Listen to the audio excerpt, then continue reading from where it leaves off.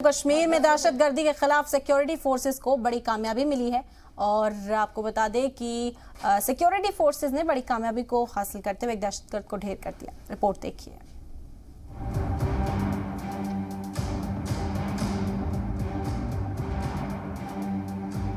जम्मू कश्मीर के शोपियन में दिख रहा ये कैंपस किसी आम शहरी का नहीं है। इसका ताल्लुक पाबंदी शुदा दहशतगर्दाना ग्रुप जमात इस्लामी से है। ऐसे एक नहीं 9 मकामात पर फैले जमात इस्लामी के 2,58,00,000 रुपए के इमलाक को स्टेट इन्वेस्टिगेशन एजेंसी की सिफारिश पर डीएम शोपियन ने सील कर दिया है।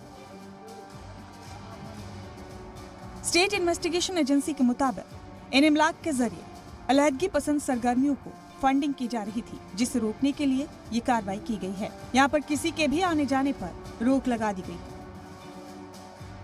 इसके साथ ही शुमाली कश्मीर के कुपवाड़ा में दहशत मुखालिफ मुहिम में सिक्योरिटी फोर्सेस को बड़ी कामयाबी मिली है। कुपवाड़ा में पुलिस और फौज की मुश्तरका टीम ने टेरर फंडिंग और रिक्रूटमेंट मॉड्यूल का भंडाफोड़ किया है।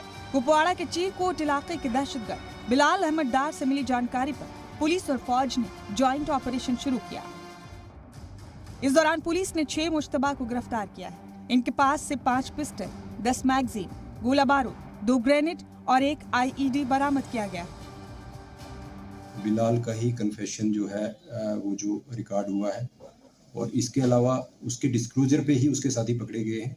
अलबत्ता उनके जो साथियों की और फर्दर जब तफ्तीश होगी तो मुझे उम्मीद है कि और भी अरेस्ट इसमें होंगी।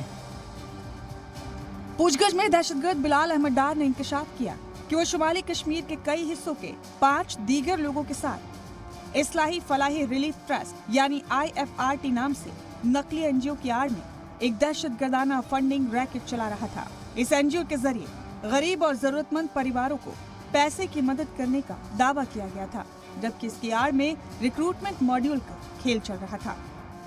लोलाब से, फिर हंडवाड़ा से, फिर सोपोर से और फिर बारामूला पट्टन वाले इलाके से अगर यूथ मिल के एक नेटवर्क क्रिएट कर रहे हैं तो जाहिर सी बात है कि नॉर्थ कश्मीर में ये मिलिटेंसी को रिवाइव करने की कोशिश थी।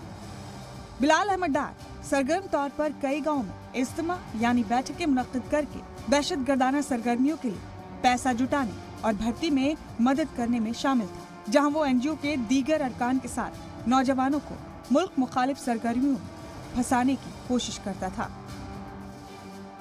खालिद हुसैन, जी मीडिया।